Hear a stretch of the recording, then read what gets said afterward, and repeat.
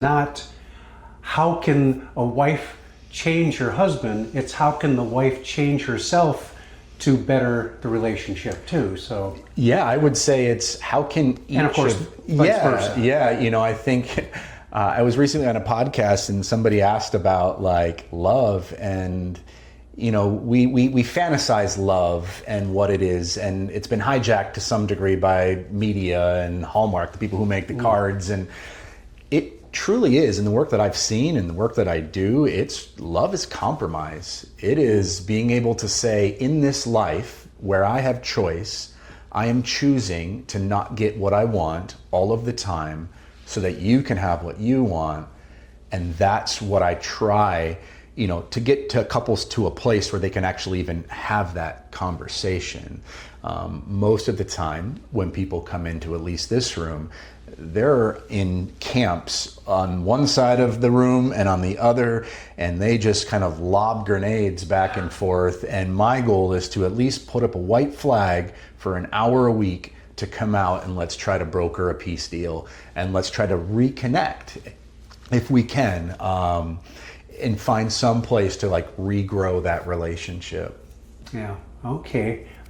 What are some of the more common situations that you find in when there's conflict within a marriage? What causes those conflicts? Number one, not even close, is communication. It goes back to what we had talked a little bit earlier about, where we just stop communicating. We talk to each other, but we're not actually communicating. And so I would say the majority of the work that I do in here is helping, you know, couples communicate and walk through like what makes effective communication, because we think about a conflict of a problem. So couples will come in with this problem and I tell them that's not your problem, right? Like, because we could solve that problem, like he's gonna fold his socks, right? Like that's not the problem, right? It is that you don't feel valued, and you don't feel valued because you don't feel heard. And so it's like I help couples get all the way down to the root of what the actual issue is, so we can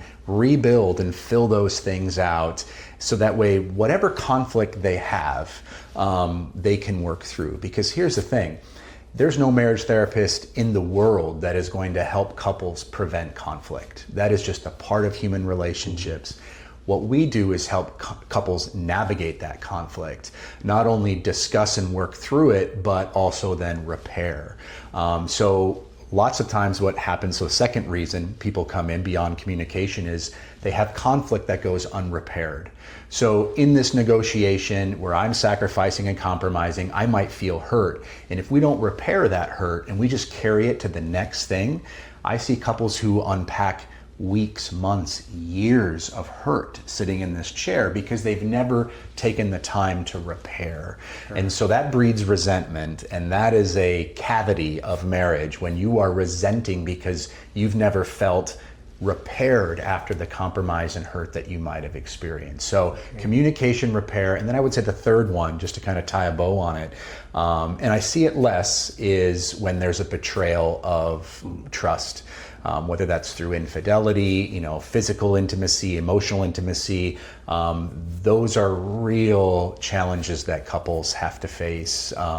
It goes beyond just learning to communicate. Again, there's a whole healing process that needs to transpire, and that's really hard work for people to get there. So I'd say those three things are generally it. How it manifests, it's not putting socks away, it's not helping me parent the way that I expect that you should, or not spending money in the way we've agreed to. Like all of those are things I call like the surface, and it's truly bred